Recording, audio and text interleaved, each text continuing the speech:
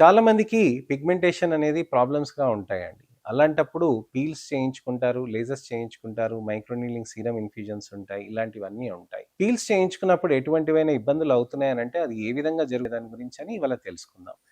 Peels అనేది వాడుతున్నప్పుడు మనకి చర్మంలో మనకి కణాలనేటివి దాన్ని కరిగించుకొని దానితో పాటు నలుపును కూడా పీల్స్ అన్నమాట.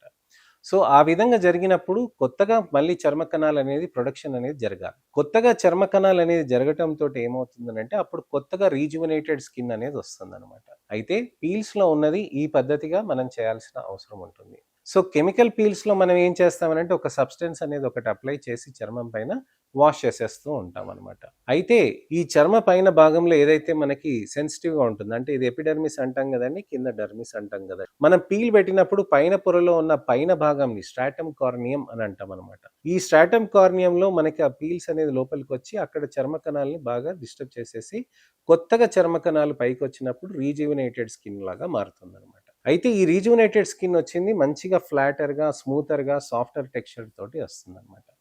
అయితే ఈ సమయంలో ఎప్పుడైనా గానీ మీరు పీల్ చేయించుకున్నాక సన్ స్క్రీన్ అనేది బాగా పెట్టుకోవాల్సిన అవసరం ఉంది. సన్ స్క్రీన్ పెట్టుకోకపోతే అల్ట్రావైలెట్ లైట్ అనేది లోపలికొచ్చి చర్మ కణాల్లో ఉన్న నలుపుని అంతా స్టిమ్యులేట్ చేసి అక్కడ ఇంకా నలుపు అనేది పెరుగుతూ ఉంటుంది. సో, ఈ నలుపు అనేది టెంపరరీగా ఉంటుందండి. దాన్ని మళ్ళీ మామూలుగా ట్రీట్ చేస్తే చర్మంలో మంచిగా సాఫ్ట్‌నెస్ అనేది పెరిగి మళ్ళీ స్కిన్ రికవరీ అనేది అవుతుందనమాట.